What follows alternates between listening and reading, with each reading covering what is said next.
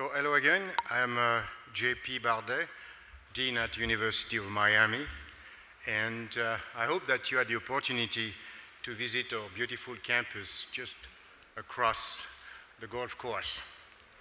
So did you know that South Florida has one of the highest rate of entrepreneurship in the United States?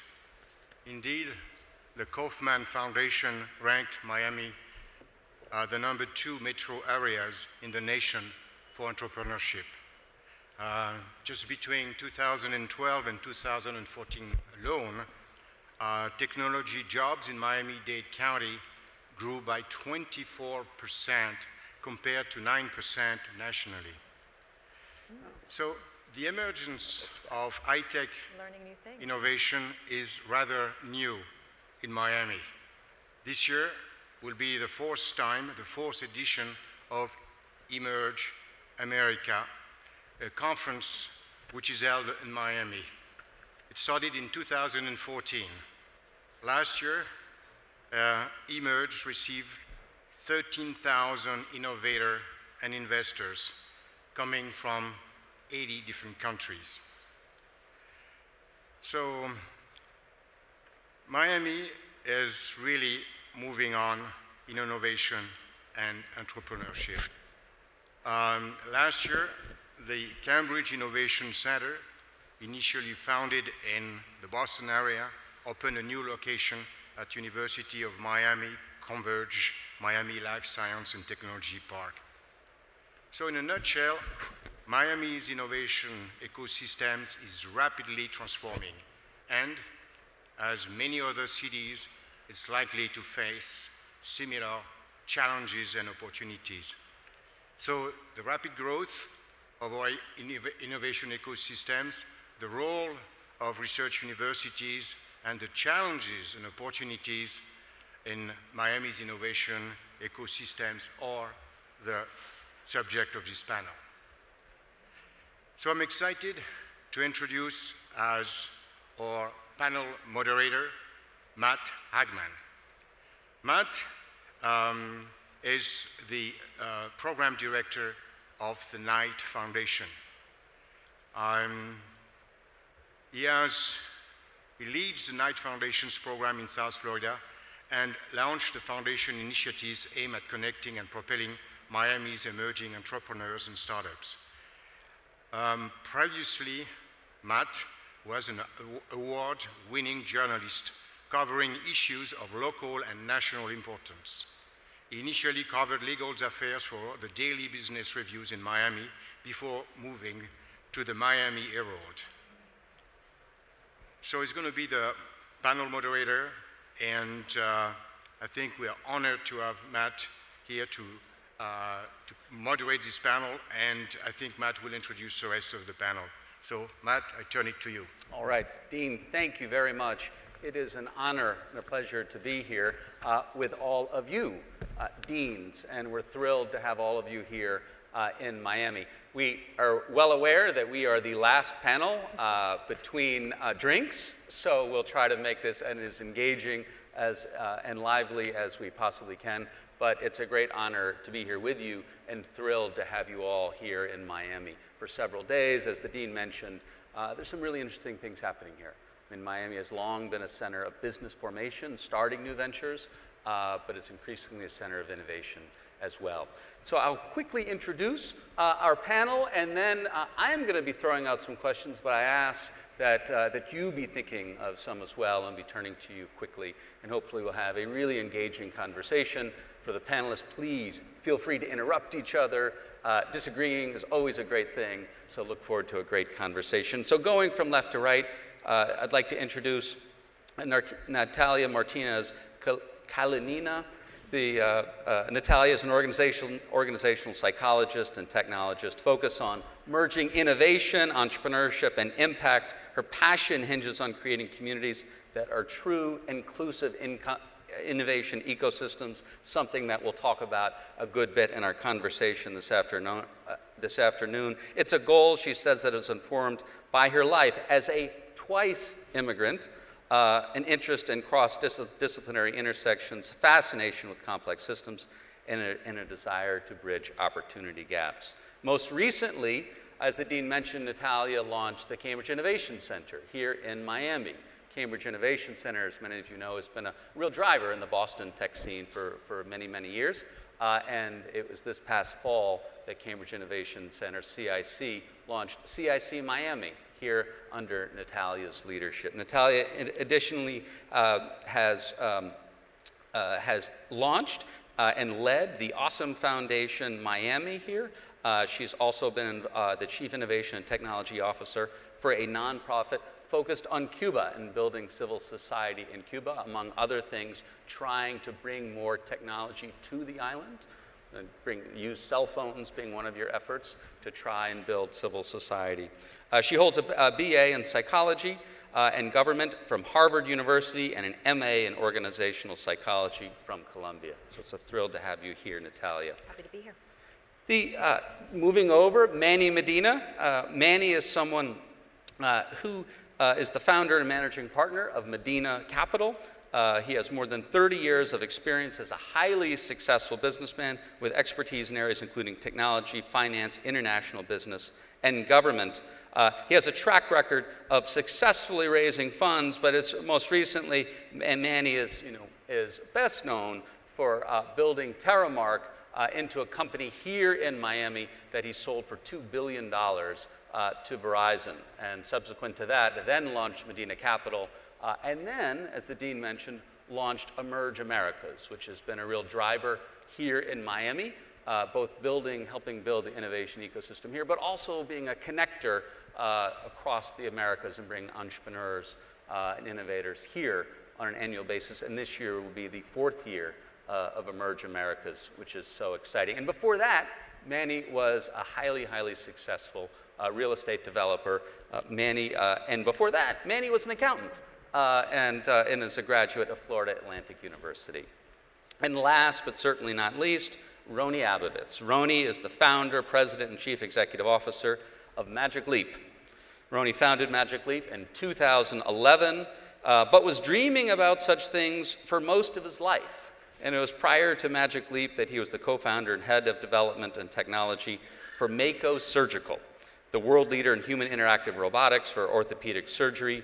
Roni was named, which I don't see it here in the bio, but which was sold for $1.5 billion, $1.4 billion, thereabouts.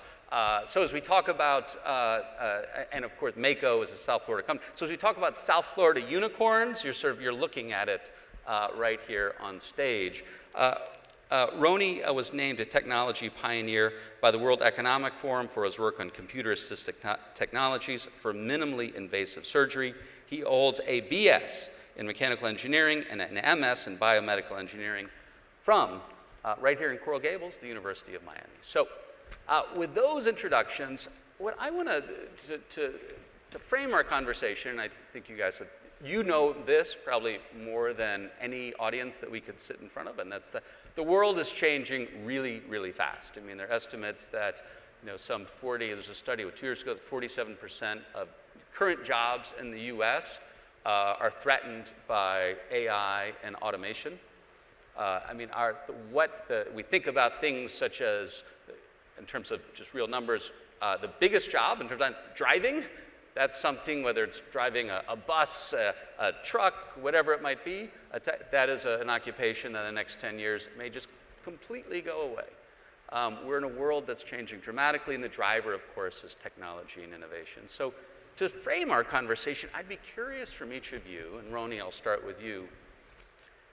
How should we be thinking about sort of this moment that we're heading into, where it feels like we're in sort of the top of the first of this dramatic change that's upending one industry after another and changing our lives in big, big ways? Sure. If we just double click on AI and its cousins, machine learning, deep learning, I think we're like, since like the 40s, there's always this, it's about to come.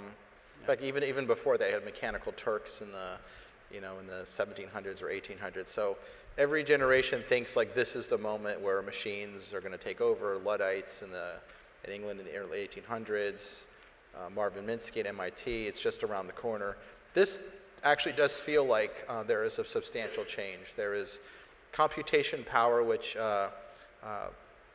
not everyone has seen publicly, but if you amass like what Google AI can do and what other companies like that can do, it is pretty powerful, it's pretty intense, and the algorithms and methodology are coming together. So I think engineers have the capacity to solve these issues, but if we don't couple the pure science and technology thrill of just making it happen with a humanistic view of we need to apply it to make people better, I think it's a really key theme. If we're not thinking, if you just think I'm just going to do it, and I'm just going to replace jobs and it'll sort itself out, I think you'll see like Detroit burning. I do not think it's going to sort itself out. I think you have to have a conscious effort and a results-based way of measuring progress, that we apply these technologies to help people to solve societal problems, to reduce economic imbalance. And if we don't do that, we're actually heading toward disaster.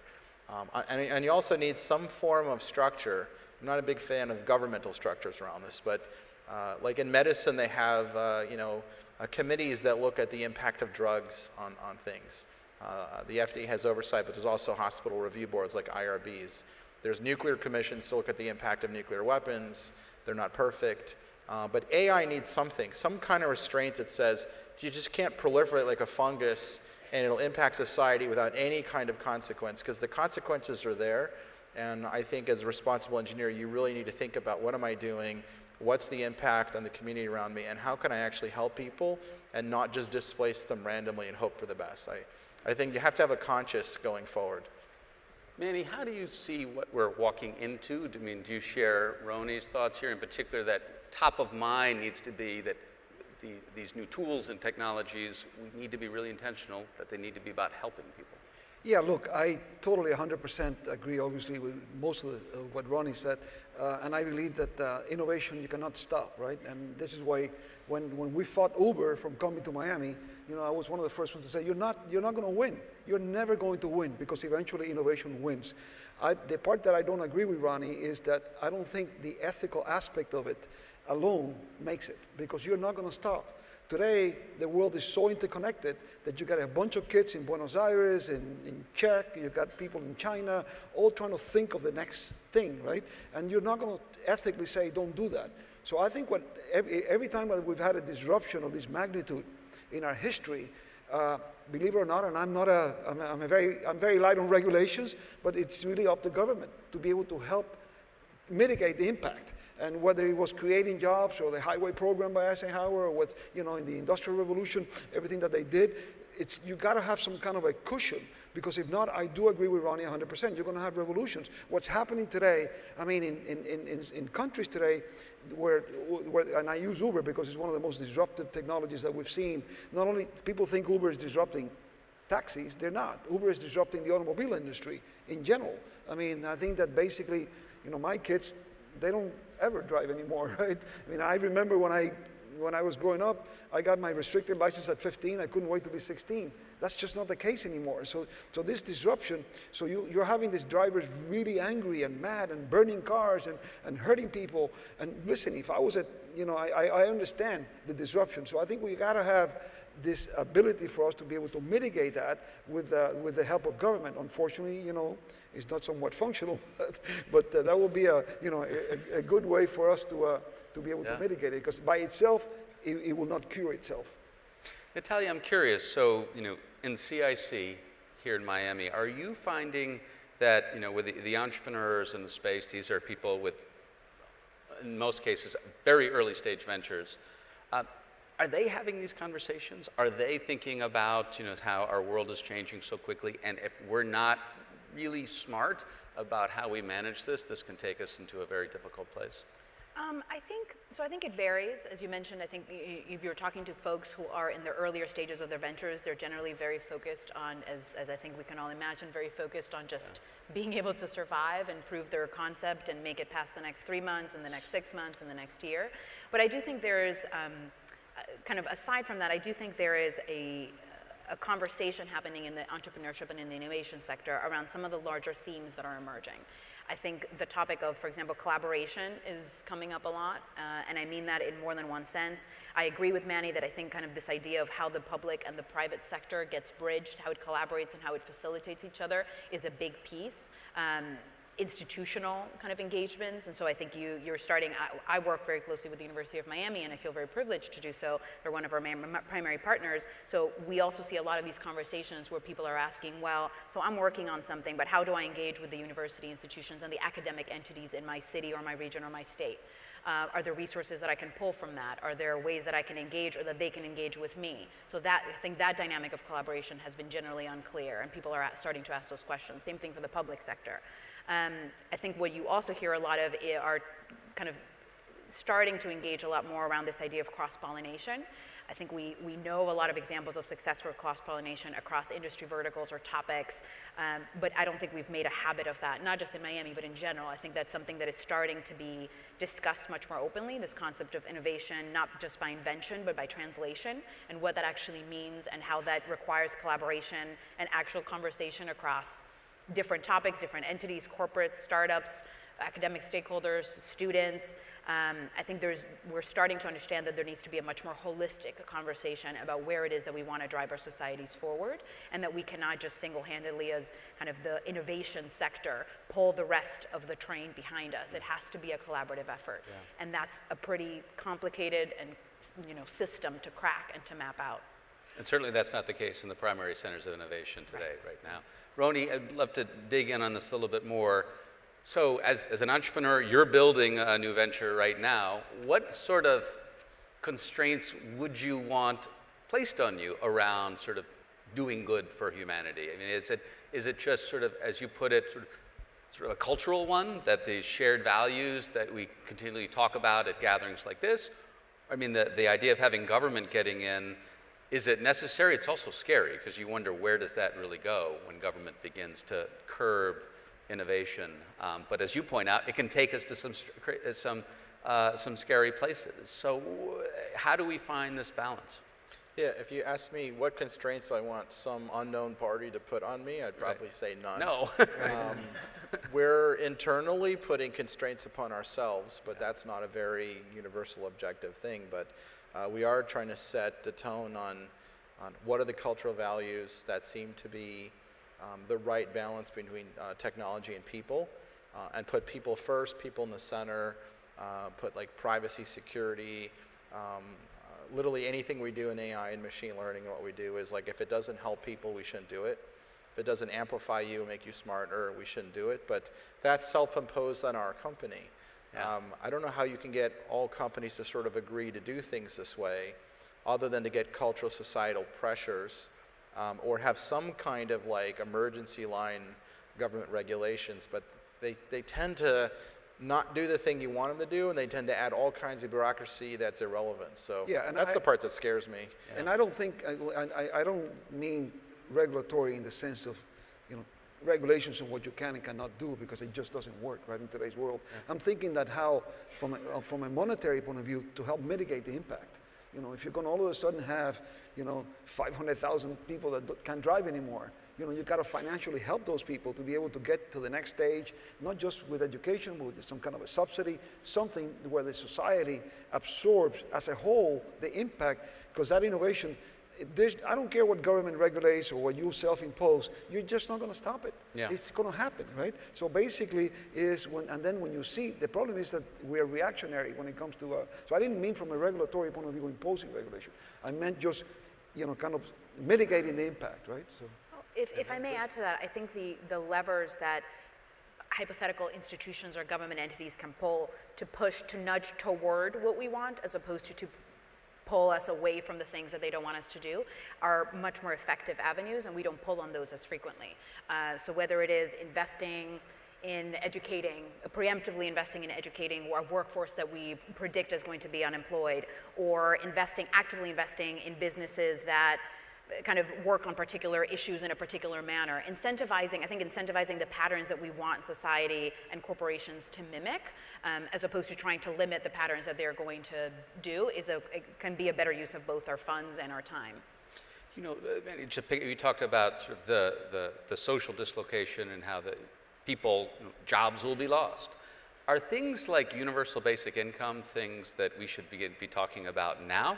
I mean, you certainly don't hear it in conversations among politicians. Well, such listen, things. you know, I mean, I But don't know. should we begin to be driving that I don't conversation? know about universal basic income because I think that would just, I mean, I don't know how, we can't agree on anything. How could you ever agree on something like that? That would be like, you know, I mean, I think there's a little bit far out there. But I do believe that without going that broad, you know, that big where everybody makes money or gets an income by staying home, I think there's middle ways, you know, where you can begin subsidizing, you know, people as they transfer, you know, by giving them stipends and, you know, and there's tax incentives that you can give in order for you to be able to spend in a certain way and certain another way. So, I mean, it's a big purse that the government has.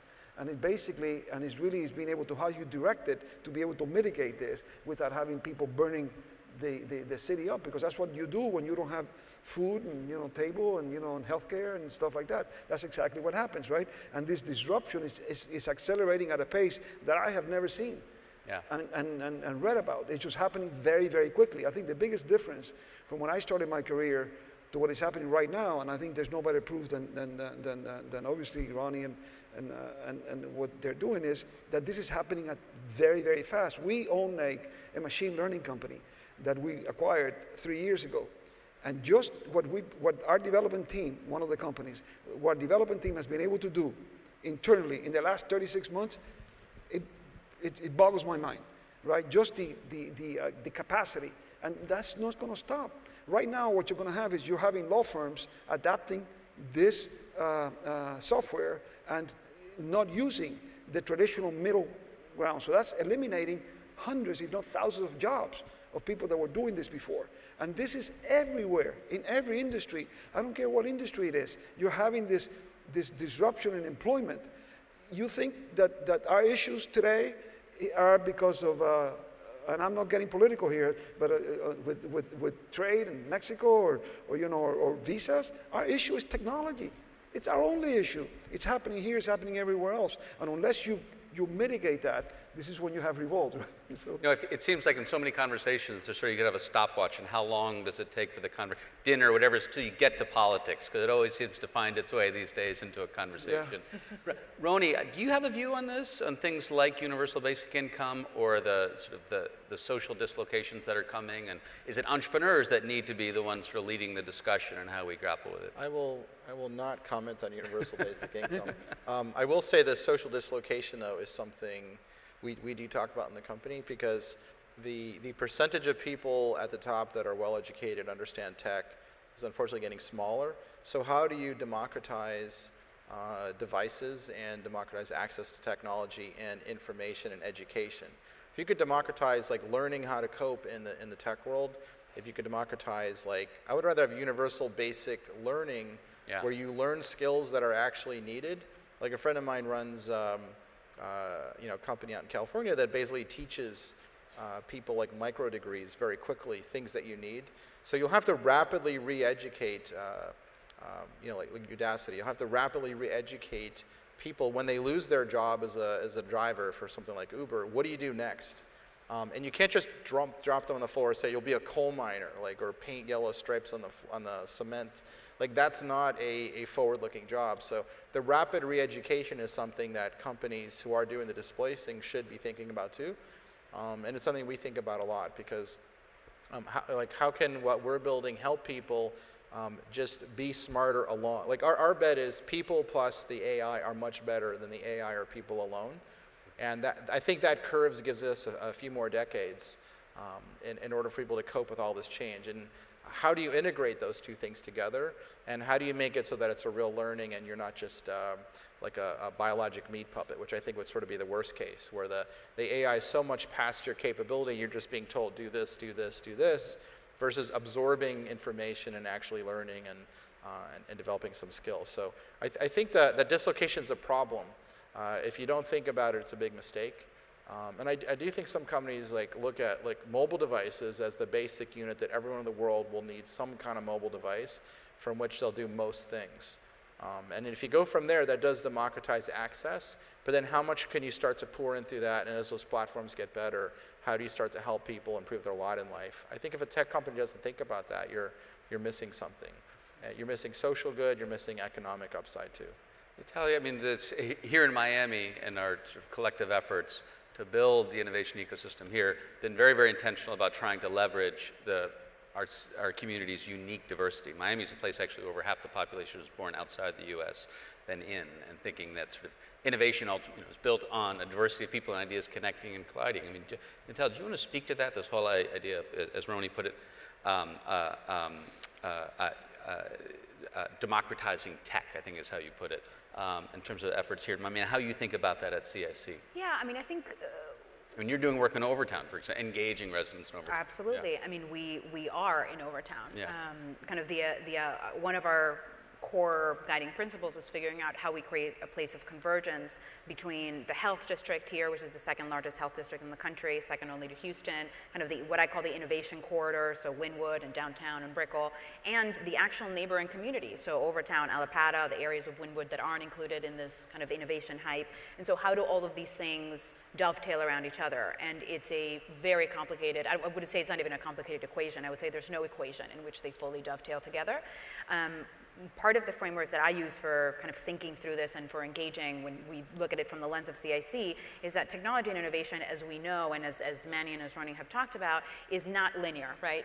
We're watching this pace of growth and trajectories kind of leapfrog and really just engage at the speed that has different curves. It's not a linear process. But normally we think of social solutions and of kind of infrastructure and guided kind of interventions, we think of them in a very linear way. And those two things are not only currently not aligned, but they are going to continue to be compounded in their misalignment when technology continues to move at a very rapid pace, and our solutions for inclusion and engagement, the workforce, and re-educating the workforce are all kind of going in this very linear, incremental manner. That gap just widens.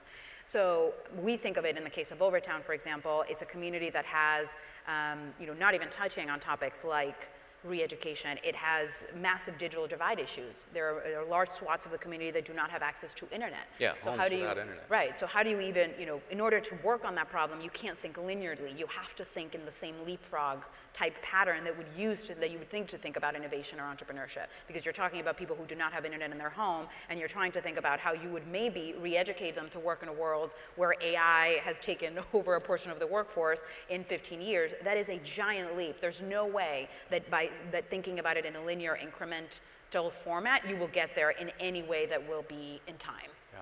So we've been talking about how technology is going to change our lives so much and change jobs, but let's think about sort of right now.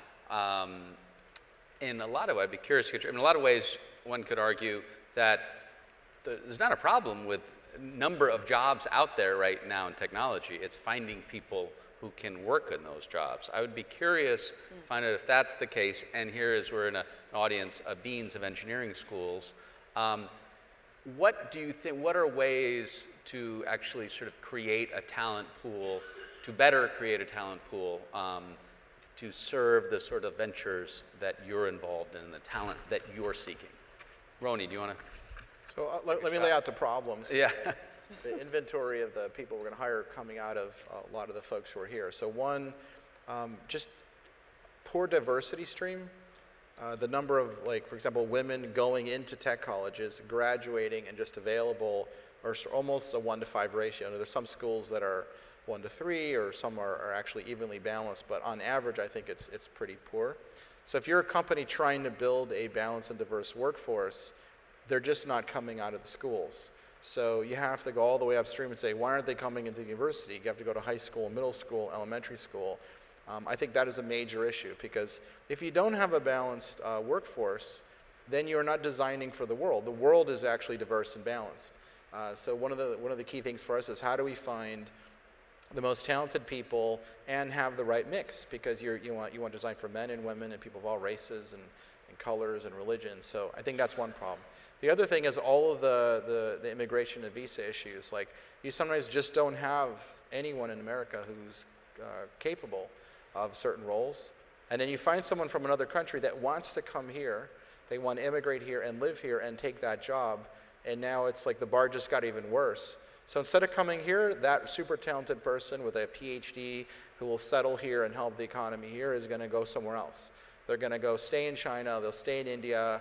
And in fact, because it's made so miserable for them, they're going to pull their friends out, and they're going to build startups over there and pull them out of here. So we'll have a brain drain away from the US because we made it like hard and sometimes hostile. That's all incredibly bad. Like, we want the best talent in the world coming here, like we've had for the last couple hundred years, and making it really tough for the smartest people to show up. That makes no sense at all. Like, I think most of my friends in tech would probably agree. Like, you have a brilliant person who wants to immigrate here, bring their family, raise the economy by being here and having a positive impact. We make it hard for them. They get disgruntled. They go get capital somewhere else, pull people out. So I think that's one major issue.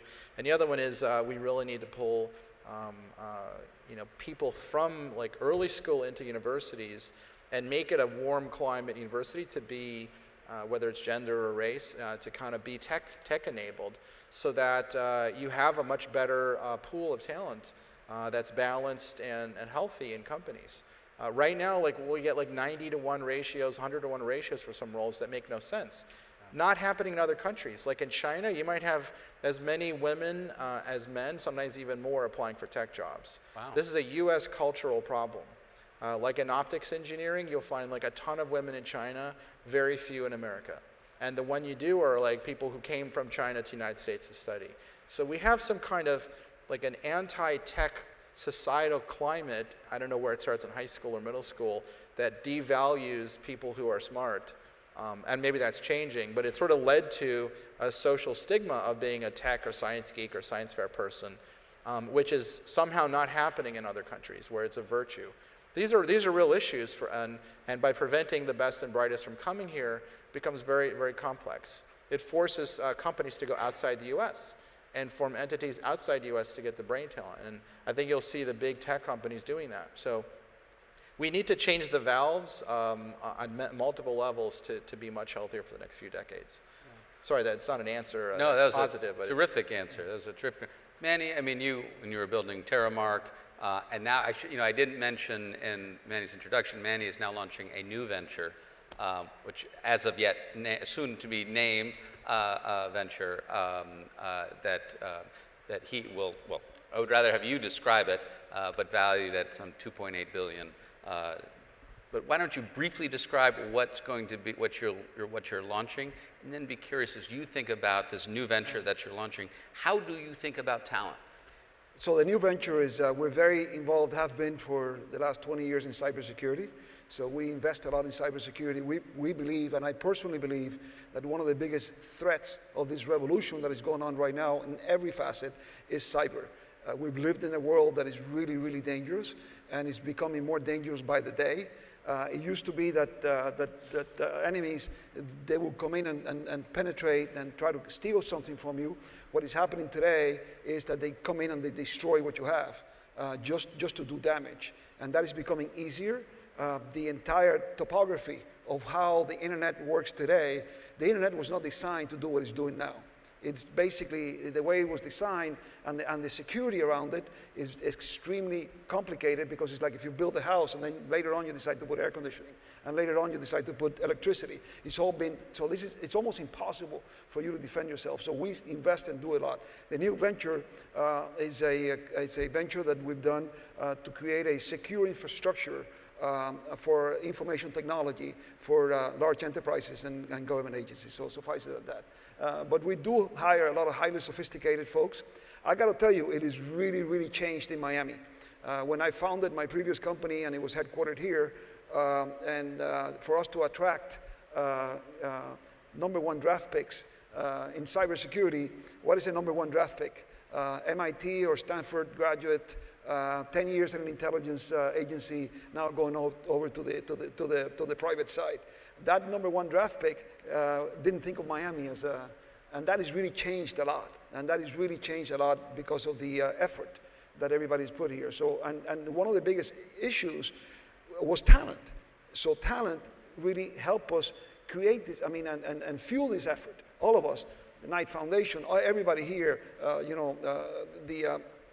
the folks said, let's change Miami, because we have one distinctive advantage. And this, Maurice's father was mayor, our fourth panelist who will show up sometime, he was mayor of Miami for many years. And he said, you know, in Miami, we can really screw up anything except our geography. Right? So basically, we have a great geographic advantage because we have Latin America, and we're the capital of Latin America, literally the capital of Latin America. So you have a significant advantage. So basically, in order for us to create this talent, it was difficult, right? Because everybody wanted to come here. You didn't have, you know, the right talent. So we said, let's go out and change. And it's been phenomenal. I mean, like we were talking about a little earlier, now it's real, right? What is happening is just really, really real. So talent is easier today. Now, when we started, I began going to every university. You couldn't get a cyber degree down here. That's crazy, right? You couldn't get a big data degree. AI, that is all changed. The universities have all pulled together. They've come in, and now, you know, starting all the way from Palm Beach, now obviously you got the whole state, from Palm Beach down, it's changed a lot. So we are seeing a lot of fresh talent being bred here.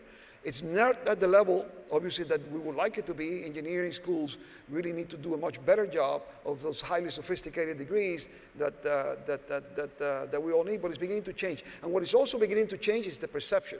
That #1 draft pick now thinks of Miami, because Miami has a lot of distinct advantages for you to come here. And so that is changed. It's not where we want it to be, but certainly it's light years away from where it used to be, where it was really, really very difficult. And I could not agree with you, Ronnie, more. One of the things is, look, when you're in Argentina or in Sao Paulo or Bogota, entrepreneurs, they want to succeed. And their dream is to come here. This is really their dream. It used to be to come to Palo Alto or to come to the Valley, anywhere in the Valley. It's really changed. Because we see it and we were inundated by them. I'm sure that Natalia and Ronnie, you're seeing it. So they want to come here. Now it's a real issue with the visas. And it's really become a big impediment, right? So we're actually seeing them stay back in Buenos Aires or stay back in Sao Paulo because the issues are so big. So what are they doing? They're creating, you know, these guys are creating very successful companies, and we're not, you know, we really are cutting off our own ability for us to be able to nurture that. And that's everywhere, right? And it affects, obviously, all of us. So I agree 100%. Well, Natalia, I want to pick up on that with, on 2 points. One is Manny's point about #1 draft picks. You're a #1 draft pick. You out of Columbia and Harvard and chose to come to Miami and make this your home. Interested to learn why. And also, you're a twice immigrant, as I mentioned in your biography. Be interested to hear about that. Sure. One of the things, just before I forget it, because I had a thought on something that both of you said, in terms of looking at the talent pool, I think we have some outdated frameworks that we still use, and we think of kind of generalists versus specialists, when what we really need to be producing are specialists, but who think creatively, who are exposed and enlightened about other topics and other fields, who can come up with kind of interesting and creative applications and kind of leap between things. But this framework of you're a generalist or a specialist, and if you're one, then you're not the other, I think is outdated, and we're still applying it. In terms of my case, so I was living in New York. I lived in the Northeast for, at that point, 10 years, and I was lured down here by a job offer that I felt was too good to pass up. I was working for Ultimate Software. They are a $5 billion software development firm based in Broward. They produce HR, kind of a whole suite of HR software, and being an organizational psychologist, it was an interesting foray into the world of technology. It presented an opportunity that I didn't think a person of kind of I'd had great experiences and I had worked in the corporate world and I felt, you know, capable, but I don't think I had ever, nobody in New York or Boston or DC would have given me that job. And so I was leading one of their strategic pillars, and I was surrounded by people who had many years more experience on all of the technical side, but didn't have kind of the complementary kind of psychological knowledge that I was coming from, and had never kind of worked in those corporate environments. So that's what lured me here. What has kept me here has been looking at the fact that Miami is going through such a period of adolescence, and I mean that in the best of ways. We're a bit hormonal, as teens tend to be, but we're working through that, and I think I'm excited to see what kind of city we grow into being, and I feel fortunate to work on that. So that has kept me here. In terms of being an immigrant twice over, hello. In terms of being an immigrant twice over, I was born in Cuba. I lived there until I was 6, and then my family immigrated to Mexico, largely because most people who can leave Cuba do leave Cuba. And we lived in Mexico for a handful of years, loved it, but found that it was not a climate that was very hospitable to immigrants. And so we came to the US for my own, I'm an only child, so for my own kind of progress and development, and also because the US allowed my parents a host of different opportunities, both kind of, most of them economic, that a country like Mexico did not allow, or made very obstacle and very difficult for recent immigrants. I want to welcome Maurice Ferre Jr. Maurice, thank you for coming to give our closing remarks for the panel. You open the bar.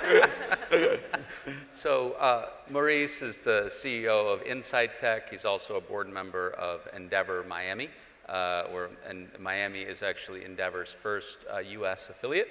And then prior to that, Maurice was the co-founder with Roni of Mako Surgical, where they built Mako Surgical together before having a really remarkable sale that has had a remarkable ripple effect. I don't think that story has yet been sort of told as well as it could be, the number of companies that have been launched as a result of what you built with Mako. But Maurice, so what I want to turn to you on is this whole idea of how, while there are primary centers of innovation in the world, the genie is starting to come out of the bottle a bit, right? And we're seeing other centers of innovation begin to emerge. We've been talking about Miami. When you and Roni were building Mako, you made a very conscious decision, when you were actually encouraged, maybe that's even not strong enough to move, to build your company here. Talk about that experience, but talk about what we're seeing now, as in more and more places. I mean, here we have deans from cities across the US and their efforts in many, many cities to build their innovation ecosystems there, about how we're seeing sort of these new startup communities and innovation ecosystems built. Matt, thank you very much. Oh, can you? Okay, here we go. First of all, thank you. I apologize. I was actually up at University of Florida, Roni, talking to the guys giving tributes to David Day, who's a remarkable tech transfer at the University of Florida. And I think it's apropos because in just engineering programs across the board. I'm also on the board of Boston University, and dealing with issues about innovation and within universities and how to attract university students and programs, and what's the best for the universities, and what's the best for the programs, and how do we accelerate. Obviously, we've seen tremendous success out on the West Coast with some of the larger universities like Stanford, and the question is, can you replicate that? And I live in a world where kind of defied gravity, but kind of the universe where I live is between San Francisco and Tel Aviv, because those are the two innovation hubs. Yeah. And I'm a strong believer that you can create your own reality, that you can create your own direction, and it's just the resilience works. If it's so obvious, everyone gravitates there.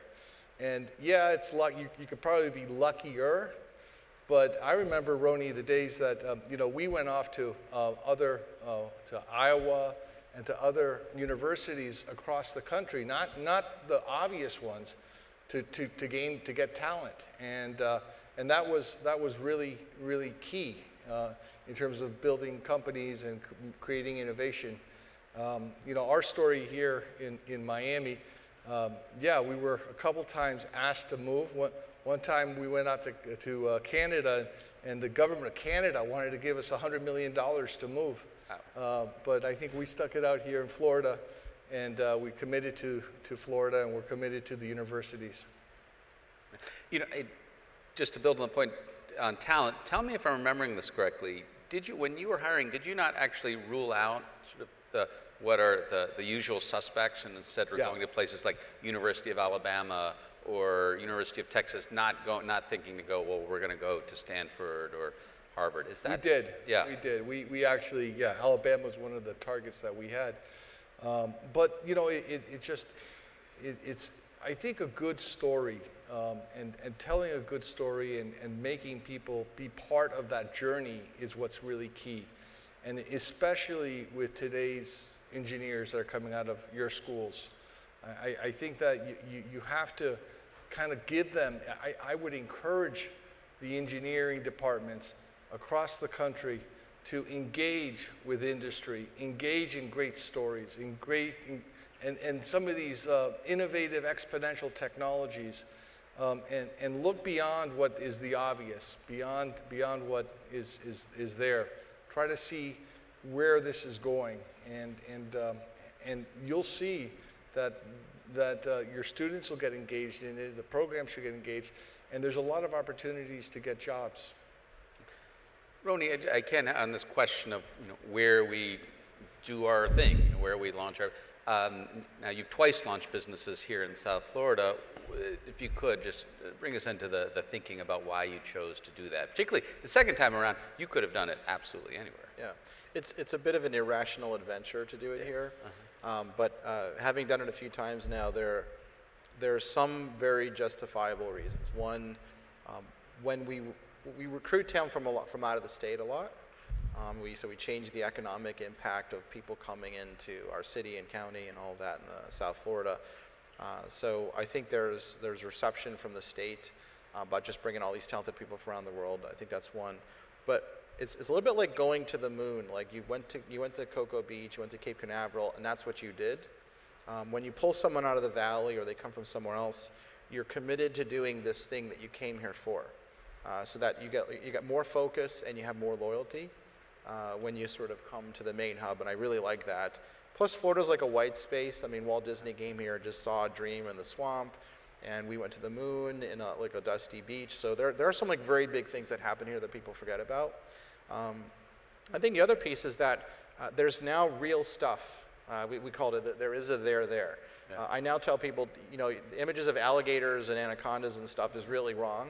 Although I live up near the Everglades now, so there are alligators and pythons and such. But the design district, the universities, UM, FIU, FAU Nova, what Manny's doing at the eMERGE, there's real stuff happening. The Miami Lab, and it's kind of turning into a cooler space than, let's say, being in San Francisco or the Bay Area or San Diego or even Austin, because it's new. And it's new and bubbly, and there's that fresh sense of adventure and excitement. And it's not just talk anymore. There really is something palpable in the air. And more of the people we bring in are like actually feeling that. They're going, there's like world-class stuff beginning to show up that wasn't here when we were doing Mako. It was beginning, but now there's that sense of something happened. It feels like Seattle in the early days of grunge, where everyone's about to get signed or something. But it does have this palpable there-ness, which is really helping us a lot. Yeah, it's exciting. And by the way, just speaking as one person, just in the specific Magic Leap context, I can think of 5 people who I've met who live, I'd say, about 3 miles from where my wife and I live. And it's 2 from New York, 1 from LA, 2 from LA, 1 from San Francisco, all who've moved and are now here. Came to Magic Leap. Mandy, did you want to weigh in on No, what I was going to say is I think there's no better example than eMERGE Americas, right? I mean, basically, eMERGE Americas was an idea to create this platform to bring innovation, technology, what's happening today, and put it together, focus on Latin America, Europe, and North America, that triangle, right, that so many companies are part of. It didn't exist. And in our wildest dreams, Matt was part of this from day one, right, when I really, from the very, very beginning. And we began thinking, okay, we did it at the convention center, the Miami Beach Convention Center, and it's been phenomenal. In our wildest dreams, we never expected to have, in the 3rd year, we were sold out. We had to literally close because we had 13,000 people, 80 countries. It's crazy. One of the things that also, by the way, to your point about women, 2 years ago, the team at eMERGE came up with the idea to have a track only for women innovators. And to my very big surprise and pleasant surprise, last year, 34% of the attendees were women, and a lot of them young and from all over the world. So that was really, really cool to be able to have that so many women innovators. So I think that growth is not because of what we created the platform, but the need was there. So that's to Ronnie's point. It's real. People are really, really here thinking Miami tech. People coming here, staying, doing business, all the big companies that you can think of, everybody coming and selling their wares, universities, etc. So it's because it's real now. And I am very, very pleased that it is, because I think once it catches, it's kind of irreversible, right? And that's where we are right now. Still adolescent, hormonal problems, but but you know, with a real ecosystem. Yeah, absolutely. Well, I want to give the opportunity for questions. So so I see a hand already. Is there a microphone, Dean, that's going around, or should people just? Yeah, there's a microphone coming.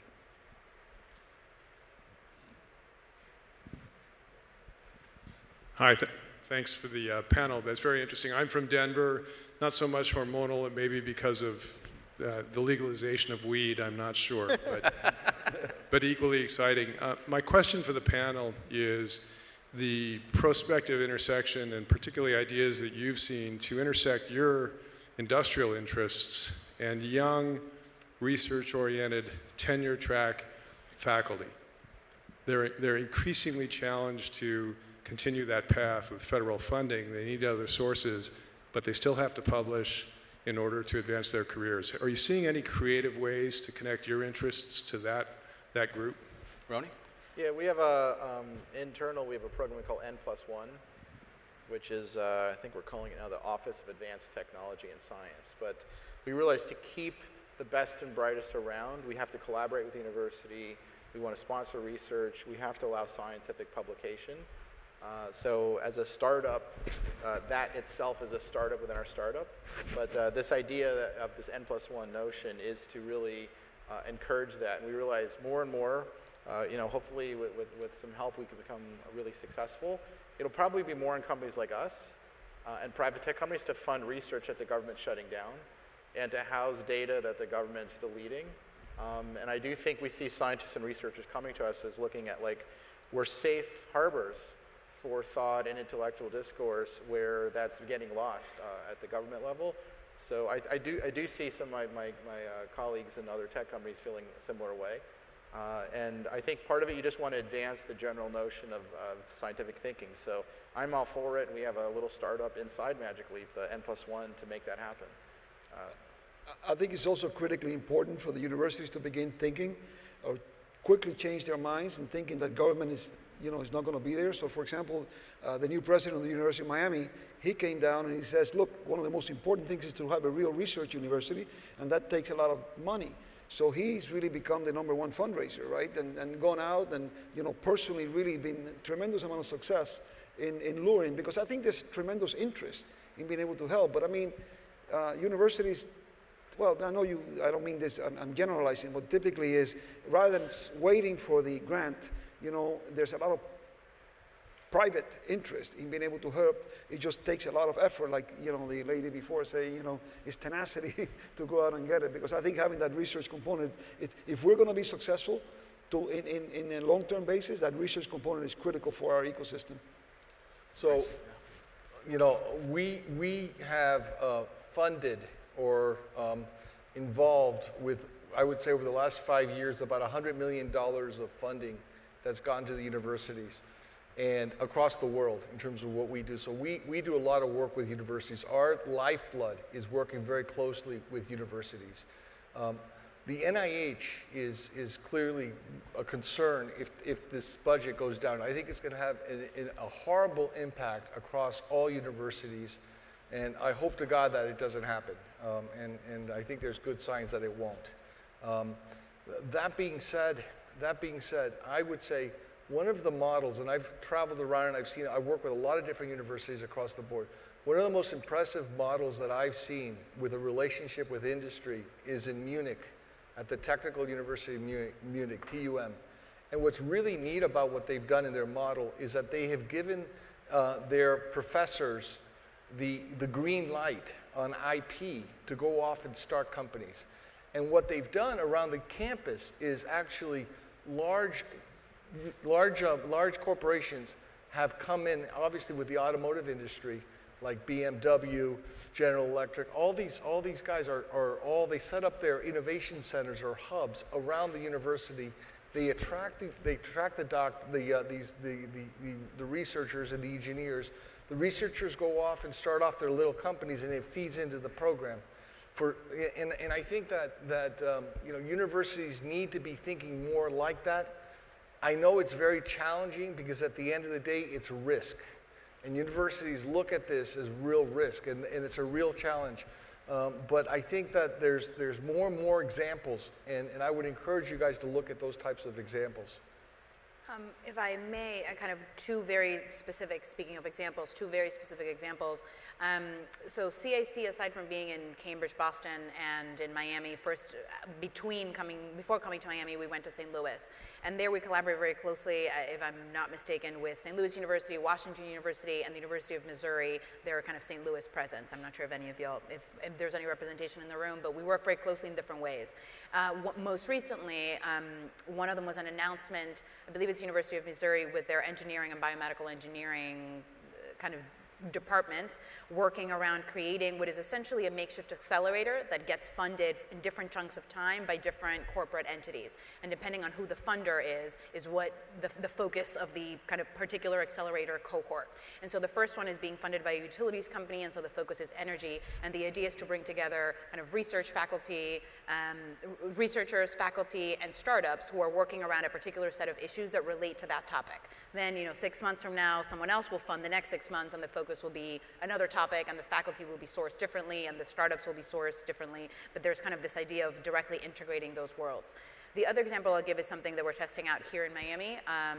We're about to launch a shared wet lab entity that is specifically focused on taking things spinning out, or kind of company ideas spinning out of the University of Miami and Florida International University that cannot be on campus for kind of IP and other topics, that need kind of a cheap alternative that has a lot of shared research to come, research amenities to come and kind of continue that process before they're able to kind of afford their own space and go through the regulatory barriers of mounting their own lab. And so that's an initiative that we took on, seeing a need and kind of a big gap in the community, and we've been very fortunate to have both the University of Miami and Florida International University kind of engage with us in this way, even though it's a bit of a rupture to their traditional process. So we've kind of had to herd the cats to a certain degree, but the cats have been willing to be herded. And so I think that it has been, well, we'll see how it goes, but it has been a good project so far. Cool, very cool. Another question? Did I see another hand coming up? Where? Sorry, I don't, oh, sorry, the podium side, please. I know some of you have already answered this, but I'll ask the question one more time. I think each one of the engineering deans here want to have a Silicon Valley next to their university. What suggestions do you have from your perspective? What should they do, the engineering deans, to create an environment like this? Please, Ronnie. So it's a problem I've been thinking about for a while, because I've had to go there a lot for funding and such. One, there's a student culture of, I'm a freshman, I'm a sophomore. If I haven't started 2 or 3 companies, something's wrong. So there's just a general culture of encouragement on the university campus. You have to do a startup, and it's between undergrads and business school folks and professors. There's just such a fluid thing, like particularly at Stanford, but also at Berkeley, of just starting companies. Like, of course you start a company. And it's not a weird thing. It's like everyone does it. It's like you get up in the morning, have a cup of coffee, you started a company. So I think you just have to create that culture. It's very normal to start companies. The thing that Stanford has that many universities miss are like hundreds of investors, like one baseball throw away from campus. You just fall all over, and there's like VCs everywhere throwing money at you. So you need to do things and be very creative.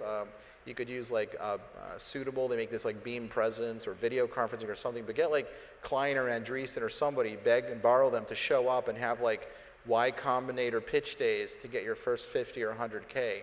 Without some kind of real, I would say, blue chip seed capital to supplement whatever's available locally, you just don't get it. Like investors who are not of the tech world and understand entrepreneurs and understand how to nurture them and grow them, they just completely screw up companies.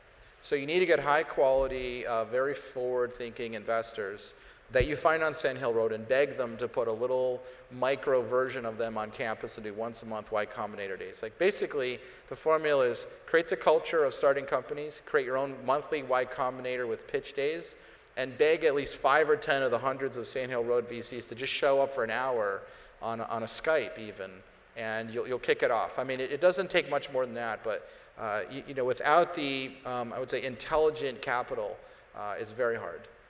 You know, Manny, just to build on that, we were talking earlier, I mean, about this idea of what are ways to have more engineers being entrepreneurial. Yeah, well, I was telling Matt, I had it's kind of a little funny story, but I was honored to have been asked to give the commencement address for the graduating class of the School of Engineering of the University of Miami a few years ago.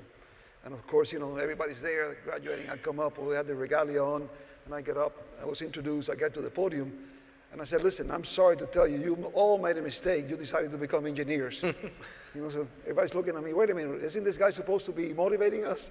Anyways, and the whole point that I made is, if you stay in that box, and what you learn, what you specialize in right this second, you're going to be really, really making a big mistake for yourself. So you really have to get out of that box. So you as the deans are really the ones that can do that, right? That can actually, there's so many touch points. These kids are really, and today entrepreneurship is easy in the sense that they all want to do it.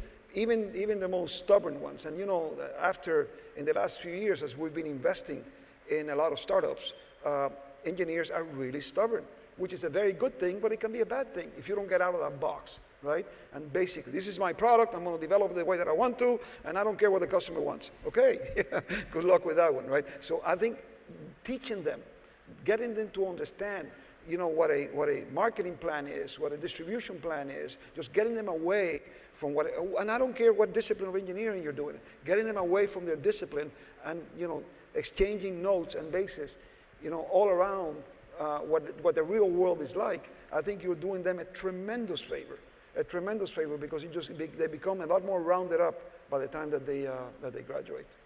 Maurice, did you want to speak to if Yeah, you were dean, what would you do to engage? You know, I think, so first of all, I think it's an interdisciplinary issue. I think you have to go across the different schools and create programs, encourage curriculums. I think that in itself, getting engineers to understand entrepreneurship, for example, and encouraging that, so at least there's some structure within the university. I think that that's a good start. I think that from there, I think having a presence in a campus of a building or a center where everybody kind of congregates and can communicate and can talk about ideas is a good thing. Encouraging kids, as Manny says, to think outside the box and encourage that. Invite, like Roni says, the Y Combinators of the world or something like that. Prizes. You know, Peter Diamandis has done a wonderful job of talking about abundance and setting up the X Prize. It is absolutely amazing how powerful prizes can be, even in a university setting, and even not a lot of money. And I think just going around social issues, there's enough social things to fix the world that you could just start thinking about and solve these problems, whether it's on campus or off of campus. But getting people to think and having those types of conversations in a structured way, I think is a good start.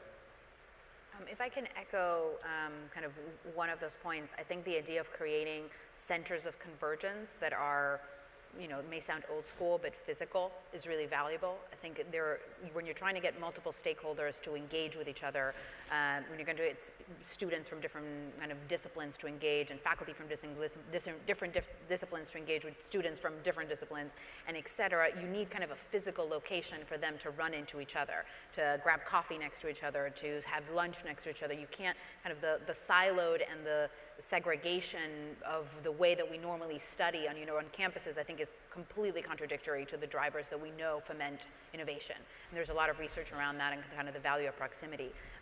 The other kind of piece I'll say is on this idea of kind of bringing Y Combinator and such. I totally second that, but they're kind of easier rungs they're lower hanging fruit to pick, and I don't think any university really, I haven't come across one, including my own, that really engage alumni in the way that they can and in the way that they should to use their resources, use their experiences, use their failures. Alumni are kind of ripe for the picking. They're usually excited to come and engage and tell something and share an experience, mentor somebody, advise somebody. And I feel like we don't, generally those resources are left untapped, and they may be a little bit easier as a first step than trying to get, investors who have no affiliation to come and engage with X city or X university. We've got time, Dean, for one more question about that. So who would like to to close us out with a question for our panel. Or we can have one earlier drink. Or yeah, we can hit the bar sooner. See one. Eye on the prize. So I will. You had another question. Do we have a question here? Oh, terrific. Ronnie, I know you talked about the philosophy of staying in the Miami area with your company.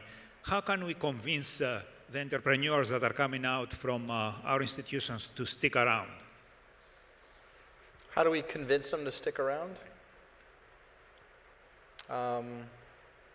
What should a dean do, I guess? You know, Which one? what should a dean do? As graduates are going to connect. To stick around your university, right? Yeah.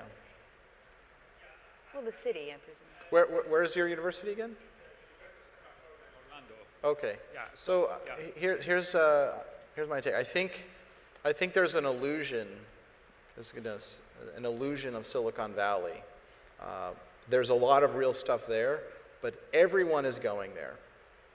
And most likely what's going to happen is you and some friends are going to go broke in an apartment in East Oakland Bay.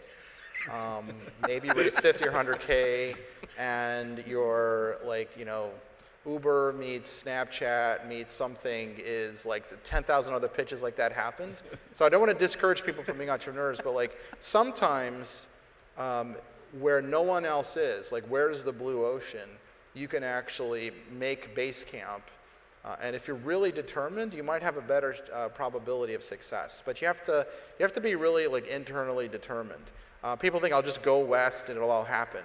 They don't realize how difficult it is as well too. So I think if you're creating some kind of nurturing ecosystem, you might have better probability staying local and getting yourself off the ground. Like finding 50 or 100 or 250K from someone, alumni, angels, whatever, to get off the ground. And then you go out west and you pitch, but like you're not paying $1 million a year to live in some crappy apartment under a bridge, in Brooklyn or in this Bay Area. You're living in a pretty decent place. The climate's pretty good. There's some serious advantages if you actually do the entire math. You can create some encouraging. The total ecosystem is actually doable. I have some friends from South Florida who went out to the Bay Area and did that. They were living under a bridge, in San Francisco, and they got funded, but incredibly expensive. Like the entire cost of what they did was maybe 5x, 10x of what it would happen if they did it here. So I think if you think holistically and if you're really driven, and there's examples of people who have made it happen, not always there, you can encourage people to stay. But I think you also have to do the work of you have to connect them to angel investors. You have to bring the Sand Hill Road investors around. You have to connect like other kinds of things. And Orlando's not a bad area. There's a lot of interesting stuff happening. I think, if I may, I think people like to plant their flag and be taken seriously. It's one of the things that I notice a lot in Miami, and that we're attracting really interesting and exciting talent from elsewhere because they feel like they can come and plant their idea, and other people will be like, oh, that's interesting, what is that? Tell me about your thing. Whereas if they did it in New York or San Francisco or DC or Boston, people just steamroll over them. The risk that we take with that is that we tolerate a lot more mediocrity, perhaps, because anyone can come and kind of plant their idea. But the great opportunity that we get from that is that the many ideas that are amazing and that need a fertile ground and enough space to kind of engage and be taken seriously are considering Miami as a platform to come.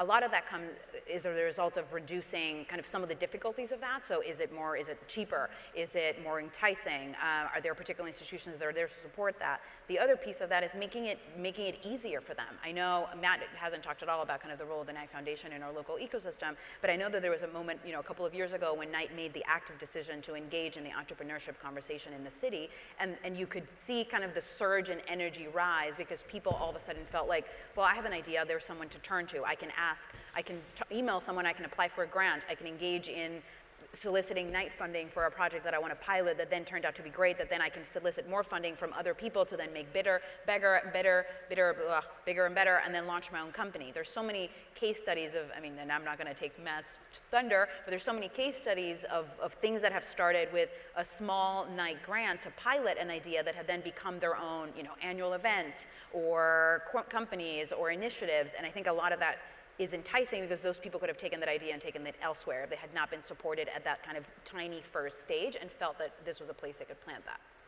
Thank you for that, Natalia. I really appreciate that. And I just can't help but wonder if the thing that we're left with is, if you don't stay home, you'll be broke in your apartment in East Oakland. So, Dean, I turn it to you, but let's thank this terrific panel for.